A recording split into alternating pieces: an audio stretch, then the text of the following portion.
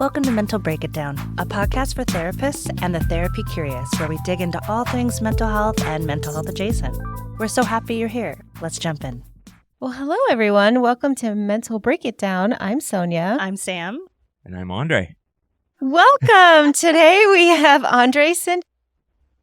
Hilaire. Yeah. I wanted to get it right. Yeah, you got there. Yay. Yeah. And thanks so much for joining us. We're going to talk about your work and what you do. And I'm really excited that you're here. Thanks for having me. This is so much fun. Introduce yourself. Yeah, so my name's Andre, and I'm an outdoor therapist. So what that looks like is, we build the ship in the air, but we go outside. I've taken clients to local parks. I've taken clients to the waterfront. I've actually met with a client on a paddleboard. That was super cool. Oh, that's yeah. And I'm doing things that are a little bit, out of the office, out of the box. I predominantly work with clients experiencing anxiety, stress, burnout. And my main population that I found that I love working with is men.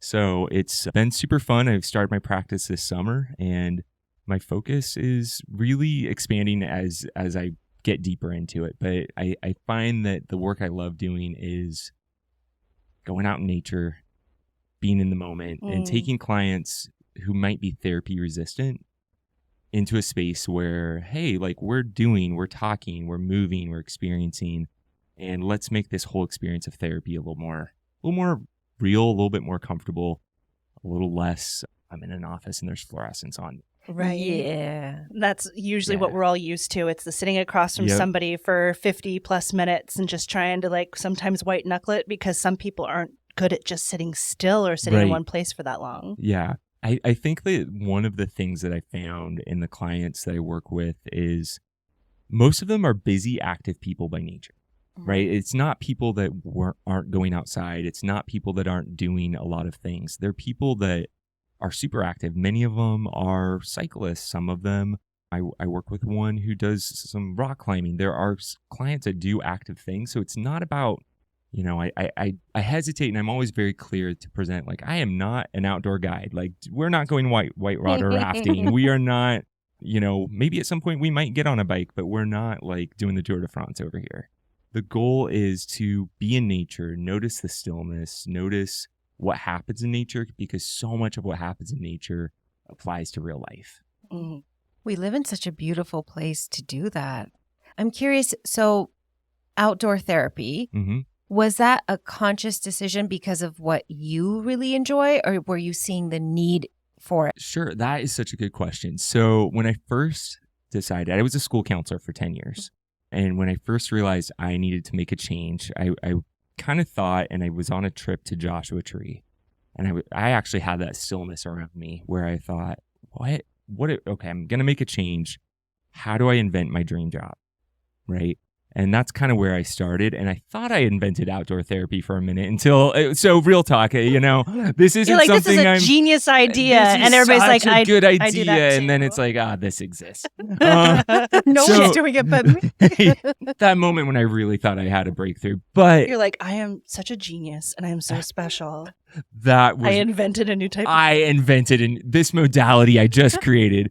No, but what happened was really realizing that the clarity I had in that moment of, I want to do something different, and I want to kind of create a space, which I didn't create nature, but I want to invite people into a space where they're able to have the clarity that I'm having right now. That was kind of something that was a wake up call from, I want to do something different. I'm going to lean into the adventure, lean into how I like to do my life, where I feel most fulfilled, and let's make work, which in my case is therapy, merge with that.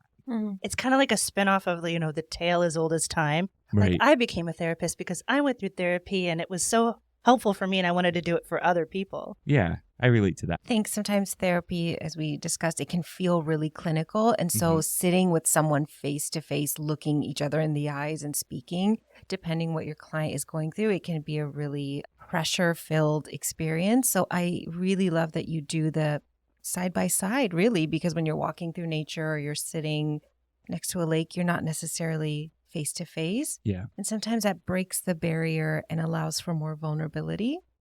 I think what's so important is that the therapist shows up as themselves. Yes. Right? I realized in my career as a school counselor, like I am never going to be the person that likes scheduling and talking to parents and all the things of that aspect. And that was a challenging realization. As a therapist, I know I'm never going to be the guy that wears a tie. Mm-hmm. I would have to learn how to tie the tie. That's probably not going to happen. But I will be the person that's willing to get a little dirty and, be cold out with you. Let's get rained on. So I think showing up to therapy in a space where, in nature, we can't be anything but ourselves. Yeah. Right. And I think that is so important. There's not a let's get formal and sit down and really stare at each other. Let's go do something. Let's notice what's happening around us. A lot of outdoor therapy is about noticing and being just present in the moment, which I think is the most challenging thing for the people that I work with, for myself, for I think just our society right now, just sitting still. I want to go back to something that you said. I will never be the person that puts on a tie. Mm-hmm. And there's an overarching meta message in our profession that here's the box you have to go in. Yes. And it is changing. I've noticed that with newer therapists coming in, that everybody's like, actually, that doesn't align with me anymore. But I'm curious if you could talk more about that realization and how you came to grips with it. Because Sure. it can be so hard. For me, I don't think it was something that I came to grips with. I kind of knew, I am pretty informal. I am someone that, if I'm working with a client, we might go over time. We might be a little messy. We might dive into a lot of stuff that doesn't follow the script. I think that's just my personality. So when I was let's create my dream job, I wanted to create something where I could show up just as I am every day. So you're not forcing yourself to do something. Well, because that doesn't work so well. It doesn't. You can only do that for so long. Yeah, I've learned that. Yep. And life is messy and life is chaos. Yeah. Why not embrace it if that's what you're comfortable Well, with? and I think that's the lesson of nature therapy, right? If we're going to go outside, we are going to adapt to being rained on. We are going to adapt to, you could trip, you could fall. There's risks of it. Mm-hmm. And I think that the same is true of private practice. There are risks of private practice. There are risks of, changing seasons, right? That's a huge part of nature therapy. We're leaving summer, we're going into fall. Most of the clients I work with are through a life transition. So a lot of nature therapy too it's all the metaphors around it. Mm-hmm. Sometimes it's corny and it's a little cheesy, but it's real. We like a little cheese in It's life. very cheesy. Yeah. But So does this mean, sorry, I didn't mean to cut you off. She did. Does this mean that if someone signs up and you're their therapist and they agree to outdoor therapy, do you ever sit in an office? No, I don't have an office. There are times that we meet online, right? Okay. Because there is, and I've learned this through a workshop I took. I'm actually taking some classes in the fall at Lewis and Clark College in ecotherapy. I'm working on a certificate program. But we do at times need to meet virtually. There's content in therapy that's sensitive. And if we go to a park, we could run into some, right? So I want to work with a client and first establish some groundwork. Do we have a relationship? Do we have a connection? Do we have a sense where you feel safe with me before I'm this guy that's like, hey, meet me in a park? Hi, I'm a stranger. Tell me everything. Exactly. Outside. With other strangers. But look at this water. Aren't you calm? Be calm. Exactly. So, the nature therapy, I believe, enhances the session. I think it takes it to a deeper depth, but we have to have the groundwork of, knowing each other, knowing the topics that might come up, knowing the extent of what we're working on. So I don't work with a client outside until we've met at least 3 to 4 times, where I feel, hey, I'm comfortable to know that, these are the topics that might come up. I feel like if they come up in nature, I'll be ready to handle it. We'll be in a place that feels natural to handle it. Also the client trusting me, knowing who I am, having a sense of what therapy is going to be like. So virtual and outdoors. Okay. And we definitely want to learn more about exactly what you do. So we'll do another episode diving deeper. Love it. And I'm curious because you said you were a school counselor before. Yes. Yeah. So tell us about your evolution through grad school, school counseling, and now your own private practice. Sure. So I went to grad school now, 11, 12 years ago, right? So when I went, initially I was, I'll be honest, I don't think I exactly knew what I wanted to be when I grew up. Sure. I knew I wanted to help people. I believe in the work of therapy. It was something that I had accessed in my life, and I felt it was super valuable. Like, I know that I care about this. So my first job, and I think maybe it's the nature therapist in me, is kind of willing to take whatever comes up and adapt to it. It was an elementary school counselor. I showed up as an elementary school counselor with really almost zero experience working with kids. And I dove in, I actually ended up really loving it. Well, what we know of you, you're also kind of light and fun loving and go with the flow. So it feels like a good fit for kiddos. It was playful. It was fun. It was experimental. And I did that job for 4 years. And then I was a junior high counselor for 6 years. So at that time, not really knowing much about junior high kids, not knowing much about what a junior high looked like, so a lot of, I think maybe it's just something about me, is the art of showing up and adapting. I just had a vision of you just walking and be like, hello, fellow teens. It was Steve Buscemi moment. It was very that, like a little. Is this cool? Am I cool? Are we vibing? No cap? Like there was some Mrs. Frizzle energy. Like I wasn't allowed the lizard, but there was a little, let's show up on it. Here's my bus. Let's go to the center of the core of the universe, kids. And, I had a lot of fun being a school counselor, but, schools have changed over the years. And the vibe of it's changed, and I've grown up. So. And you worked in schools like through the pandemic. I did, yeah. Wow. That was, it wasn't cute. Yeah. And we like to keep it cute. Yeah, we want to keep, I wish everyone well in schools right now, not my scene. Yeah. But it was time for a change. Yeah, and I think that's the thing, that working with clients going through transitions, sometimes it's giving yourself permission to reinvent yourself. Mm-hmm. Right? And, I showed up in grad school. I kind of went in like, hey, the whole world, the rest is still unwritten, Natasha Bedingfield. What's next, right?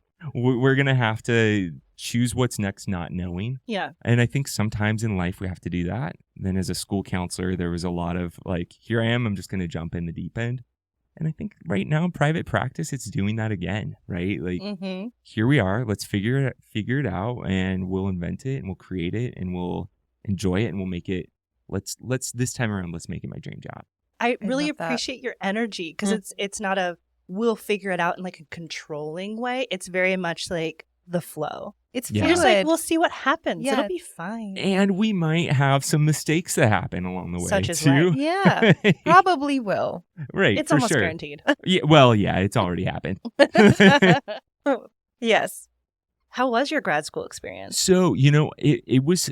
If you can remember. It was a hot minute. Okay, let's rewind the clock. It was good. So I went to the University of Puget Sound. It was a good experience. It was an evening program at the time. I was also, in hindsight, I was real young going in. I took a year off after earning my bachelor's, and then kind of serendipitously saw a poster at a restaurant. I was like, oh, maybe I would be good at that. Let's try it out. So, sometimes you just explore life and see where it takes you. I think that was kind of a key thing. But I did know that I wanted to work with people. I did believe in the work of therapy, and I knew that at my core is who I am. But, my grad school experience was good. I wish in hindsight I'd been a little older, to really, had the life experience to get out of it what maybe I didn't have at the time. I was 22, 23 in grad school. So young. I was a baby. Yeah. Yeah, I was a baby in grad school. So in hindsight, I think now being in my late 30s, looking back. I'm sorry, is that bad? Yeah, no, that's a good thing. How dare. And being in my late. Andre, I'm older than you. You're good. But being in my late 30s and looking back, I wish I had more life experience to pair with my grad school experience, because so much the of wisdom can help. Yeah. So I think in some ways I kind of have my journey as a counselor. I hate the word journey, but my journey as a counselor. I started in elementary. I got to, kind of grow up and then go to secondary school. And now I'm feeling like I'm kind of in this post-adolescence of my therapy life. You traveled alongside your I traveled students. alongside my students. So it's kind of, I think it naturally evolved the way it should have, Mm-hmm. You seem really comfortable in it now, though, as I know there's discomfort in private practice and being in a certain area of therapy for so long, but you seem really comfortable and grounded in where you are. I did take some acting in high school, so some of it's that, Oh, right? so this is all fake. It's all fake. No, Facade. I think sometimes I go back to, and I can't cite the source accurately, so I won't misquote it, but there was something I read in my journey to make this decision, which is kind of the idea of leaving the shore. Right, which is another like nature therapy metaphor, right? You've got to leave the shore. We're seeing a trail. We're seeing a trail. Something I discovered this year that's a personal hobby is cold plunging, which is where you go out into the sound. So I knew that you had problems. I'm one of those people. Now You do that to yourself on purpose. It's actually apparently so good for you. On so the I get scale it. of woo-woo, now you see where I fall. But there is that idea of, can you let go of security? Can you let go of the way things should go? Well, it's that whole growth comes through discomfort. Well, yeah. Can you lean into the trust of, I might not know how this is going to work out. It may not work out perfectly, but I will be in the middle of the water and I'll figure it out. Mm-hmm. Right? Can you trust yourself? Yeah. Because when's the last time you learned something and it was comfortable and easy?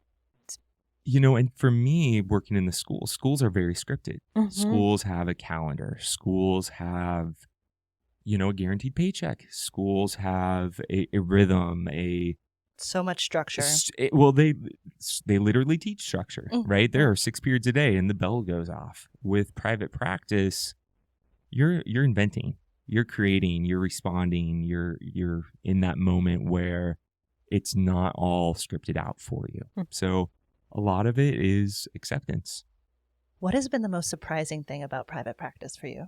That's such a good question. How relatable people are, the clients I work with, just how true and honest their stories are. And, sometimes when they're sharing something, I'm like, you are a step ahead of me on that. Like, I think as a therapist, I'm not an expert. People are their expert on their own lives. So how much I've learned from clients has been surprising and rewarding. I think something else is how creative of a field it is. It is really something where, I'm so glad that I have so much of my career left where I can go get training in this other thing that I'm super curious about, but I can't do it all at once. There's a lot of options. There's a lot of, I've met other therapists I've met all along the way are doing things that are so interesting to me. So it's just the creativity, the openness, the expansiveness of it. Yeah, it's not what it used to be. I think we're all doing it our own way, and maybe that might not work for everyone, but it works for us. And that's the whole point of having your own business, your own private practice. And I think it's, I think there's not that I've arrived. Say more about that. I think with so many jobs, even within the therapy world where it's like, okay, I applied for the job, I got the job, I'm hired, the check's coming, I know what the rest of my life looks like. I know what the rest of my career looks like. We are constantly in the middle of the water, trudging water, swimming. No definitive starting point. No definitive end, right? Like I think that's the thing about private practice that I've learned in the short time I've been doing it is we're in the middle of it, and we may always be in the middle of it. And that's okay. And that's exciting. You sign up to be a lifelong learner in this profession. And I really love that you said that you are learning from your clients. And I don't think we talk about that enough, that the learning goes both ways. Of course, we impart our thoughts and our clinical background with our clients, but it goes both ways. Yeah. You're an objective observer. You can see a situation from the outside and see all the moving parts, at least what they give you. And that is so helpful sometimes to be outside of it. And I think it's so rewarding too to kind of, even though I'm an outdoor therapist, even though I love cycling and cold plunging and hiking and dogs and, all the outdoor things, I'm also totally indoorsy. And I think you kind of have to be both here. Yeah. For sure. Northwest. For sure. And there was a therapist who we both know, Hilarie Castillo. She posted something recently asking a therapist, like, hey, do you love reality TV? And I've been Oh, yeah. thinking I about responded that. to that. And, I think as a therapist, we are somebody who, it's like we're constantly getting to watch the series of someone's life. Yeah. And Every how it session's an unfolds. episode. Yeah, and exactly. And we don't get to know previous seasons. We don't necessarily get to know what's the next episode. Yeah. You may But not have the subscription. We to the may not previous- have the yeah. subscription, but we get to dive into the snapshot of what's going on for someone, and just that's beautiful, fun work. I never thought of it that way. And it's so accurate. And so creative.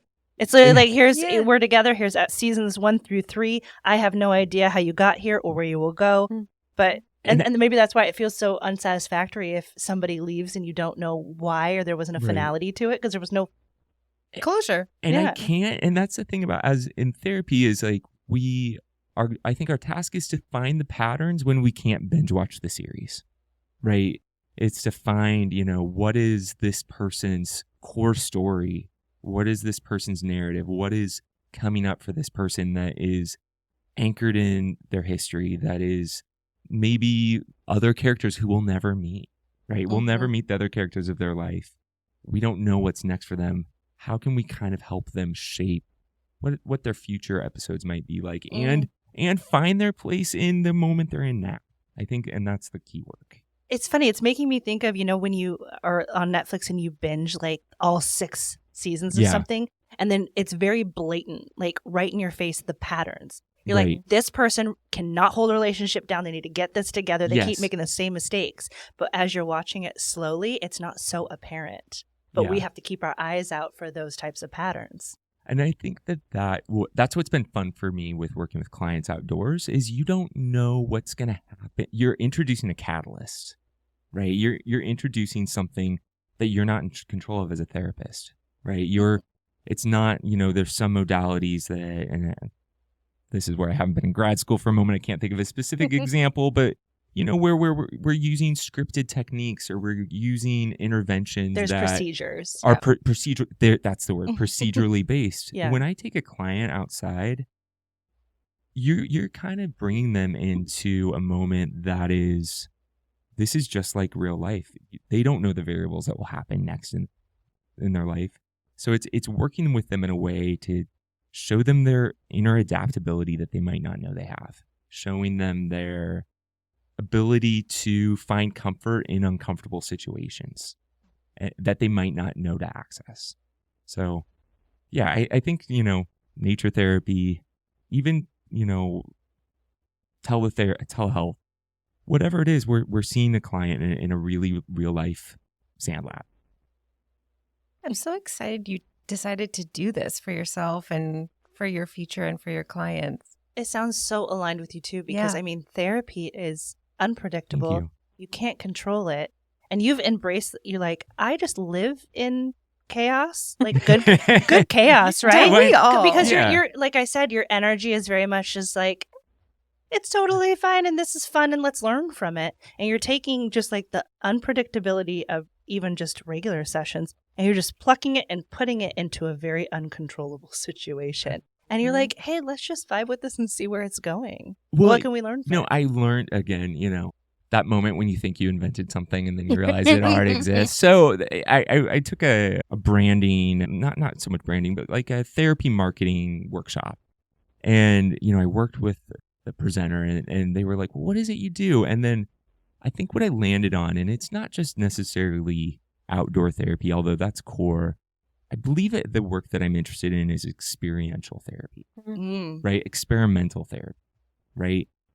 Whatever the experience we have in this session, whatever the experiment that happens when we go outside, that is the lessons of that, the take home of that. That's what the client's going to use when they go to their real life, which is also an experiment that they don't have control over. Whatever shows up for them in their office, whatever shows up for them in their relationship, their friendships, their parenting, that's also a sand lab. Yeah, because the therapy room is like a little microcosm. It's its own little environment. It's controlled for the most part. So I can understand that it'd be helpful to learn how to deal with situations outside in the real world where it feels more applicable. There's not that translation maybe that has to happen. Yeah, exactly. Yeah. So Sonia and I have described this podcast as like an audio-visual scrapbook. So Okay. it's pretty selfish Yep. for us Love it. because we like to look back and see how far we've come and how we've grown, and also now force people to do it with us. Oh, this is great. Great. So I'm going to implement a question, and we'll see if it sticks going forward. So when you imagine the future, where do you imagine yourself being or doing? Ooh. Because I want you to be able to look back on this and say, oh, I wonder how much of this happened. I think that's a question that's going to stick. I think that I want to go deeper into the work I'm doing.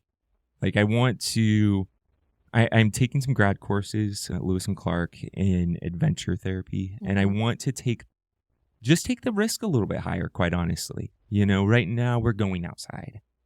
I want to be able to do something like, and this is actually something that is a long-term goal of mine that I need to work out and figure out how I want to do it and how I want to play out. But I would like to take my clients on something like a bike tour. I would like to take my clients and do something that is outside of their comfort zone, even more so than being outside. We live in the Northwest. The clients I work with are generally active people. They're comfortable being outside, right? So it's not introducing that much of a catalyst. It might be different for therapy, but I want to take the bar a little higher and say, what would it look like for us to maybe do a retreat where we're deeper in the woods or deeper in, a remote setting, or doing an activity that maybe challenges you a little bit. So I want to increase the challenge. I want to increase the risk and take the aspect of adventure a little deeper.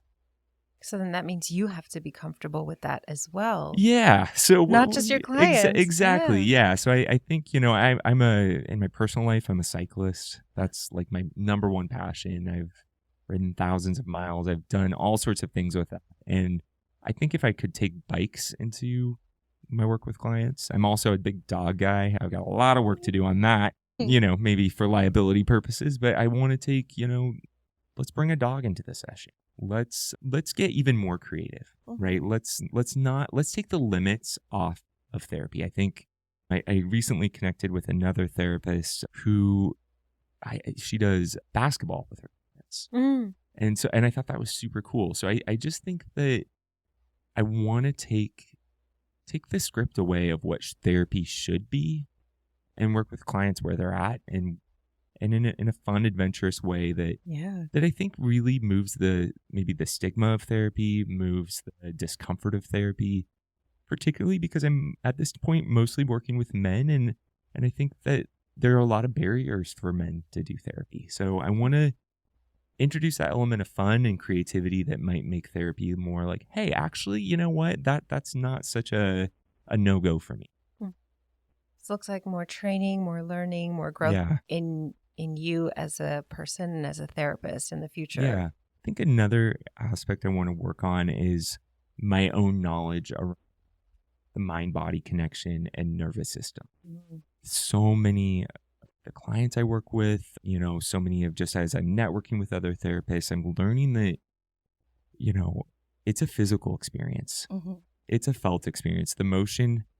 Sometimes the emotions and the stuck emotions are literally making people sick and clenched and tight and dysregulated, and so I'm seeking more training in that area too. I want more to be more. Right now I'm probably more the guy of like, hey, did you know you have a nervous system and that matters? I want FYI, cool anecdote. You have Google a body. Right? Yeah, you got that thing, right? We got to get these talking. Yeah, I'll get back to you on what to do with that. I want to deepen my knowledge in that area where I could say, actually, I have some expertise, not just this is something I know and care about. Yeah. So I'm actively working on that too.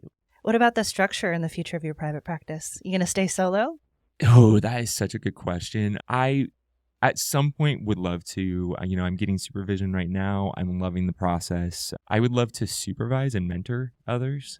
In terms of being a business partner like you two are. I think at this point I would drive someone crazy, and I need to be compassionate and not do that to someone, because I am kind of a free-flowing person when it comes to running my business and figuring it out. And I think most people probably need more predictability than is my natural personality. Yeah, I want the flexibility. So I don't see growing my business with other therapists, but I would absolutely love to mentor and supervise someone. And and teach others that are maybe coming up, a little younger than me that, hey, you don't have to do this in any one particular way. Let's choose who you are and create your dream job.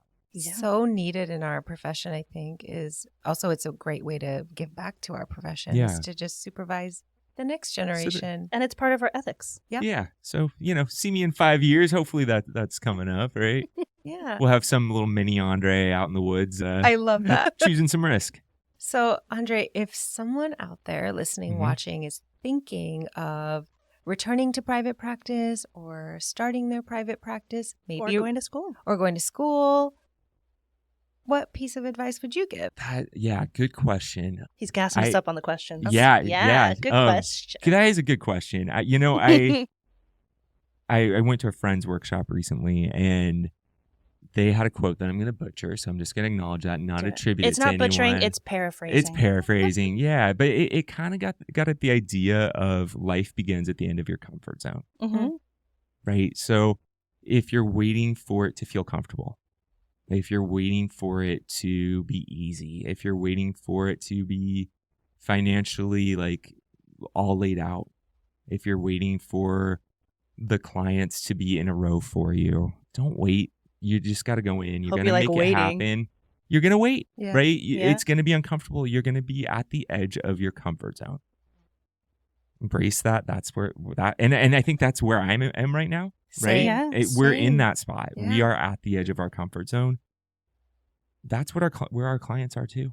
Mm-hmm. In meeting with us. Oh yeah, to come to therapy is very there's discomfort. They're at the edge of their discomfort zone.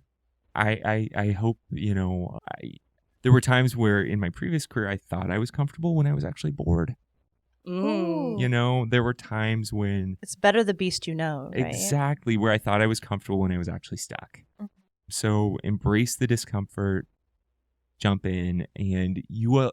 It might not be the day after you decide to do it, but you will find your way. Yeah. Show up for yourself. Because, let's be honest, grad school is hella uncomfortable. Yeah. It is being watched, critiqued, judged, graded, of course. So you're under a microscope. Starting a private practice is terrifying, but also exhilarating and exciting it can be.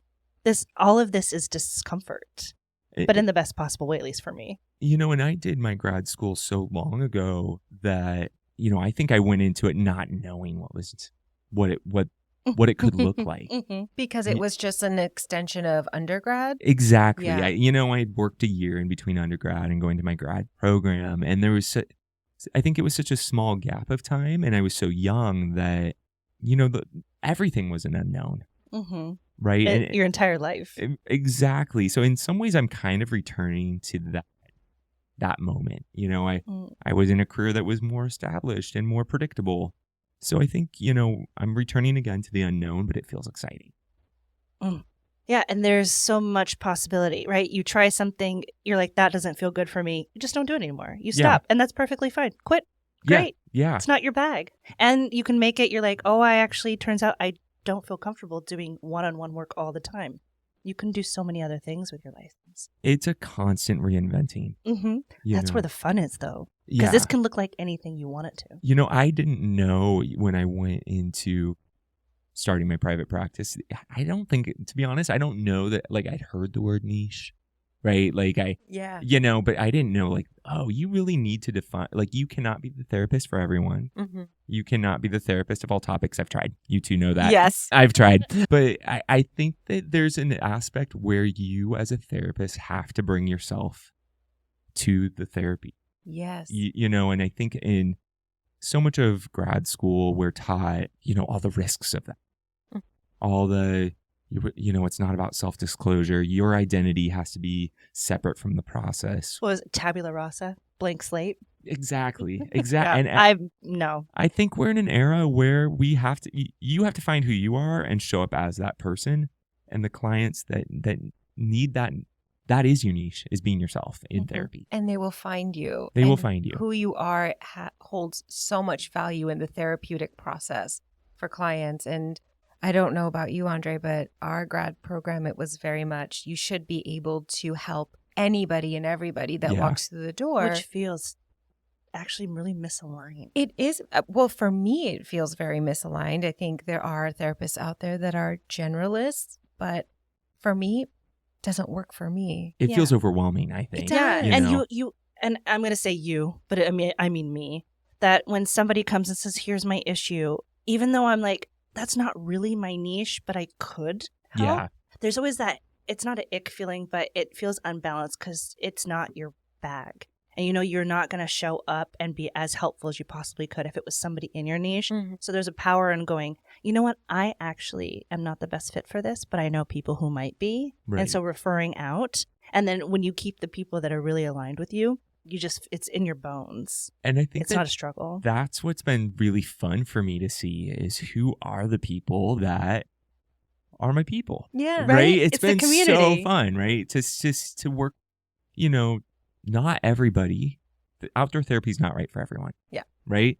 Some people, I believe in challenging the comfort zone, but some people, the work they need to do, they need to be supported where they're at. And this might be too much of a jump. That's okay. Well, it sounds like you're meeting them where they're at. The people that you see are naturally inclined and gravitate towards this activity. Exactly. And I think that's the thing. Like for me, it's a natural way to show up and incorporate this into my practice. For the clients I'm working with, I think it feels natural to them. Some of them, it might stretch them in ways that they're open to. But not everyone that is it for. And I think that's okay. Yeah. Right? If you want to go on a therapist for everyone, and it can be harmful if you're trying to be a therapist for someone that you actually don't have the knowledge base for, or the credentials, or it's out of scope. Exactly. Thank you. Your scope of practice. That's what I can find words for other people, but I can't find them for myself in the moment. Same. Yeah, and I think that right there is what being a therapist. That is what being a therapist is. Yes. And then I'm like, I mean this, and people are like, what are you talking about? That is the art of being a therapist, I think, is do for others when you can't do for yourself. 100%. But isn't that the fun? That's the fun of it. I think one thing that's been super fun for me too is to discover the world of working with men. That was not, I think in the back of my head, I was open to it and I was interested in it. I was curious about it. The majority of my clients are men, and that has been so rewarding. And I think it's been interesting meeting them in outdoor therapy and seeing how therapy works for them with, which I think because men have a different experience with emotions and men have a different upbringing in terms of what's comfortable and okay to share and how to process. So that's been really fun that I didn't know. I want to hear more about that in our other episode where we talk more about your niche. Yes. Okay. Sounds good. We're going to dive into that. But for right now, if people are interested in connecting with you or seeing you as a client, where can they find you? So, good question. I am on Open Road Wellness is the name of my practice. I'm a cyclist. So that's kind of where I went with the open road idea. And there's a hyphen in it. I know I didn't get my domain in time. It's the chaos. It's the chaos. openroad-wellness.com. Great. Are you on any social professional? I am. I'm on Psychology Today. I'm on Mental Health Match. I'm on Good Therapy, Therapy Den, and Open Path? Open Path. Thank you. Are you on Instagram or anything? I am on Instagram. I'm at open.road.wellness. On Instagram, you'll see pictures of my dog, pictures of my bike, some of my favorite music selections, pictures of the outdoors, and a couple inspirational captions. So go on Instagram so you can get to know Andre. Exactly. And we'll link to everything in the show notes so it's nice and easy to find you. Sounds great. Thanks for coming. Thanks for having me. This has been fun. This has been so much fun. You're great. You guys are great. We know. Mental Break It Down is produced and edited by Sam and Sonia. Our logo was created by the amazing Art of Andoy. If you have any questions, comments, or have a topic you want discussed on the podcast, email us at mentalbreakitdown@gmail.com or connect with us on Instagram at mentalbreakitdown. This podcast is for entertainment purposes only. Nothing said in this podcast constitutes personal or professional consultation, therapy, diagnosis, or creates a counselor-client relationship. It is not intended to provide medical or mental health advice. The views and opinions expressed by the hosts and guests are theirs alone. Thanks for listening. Bye.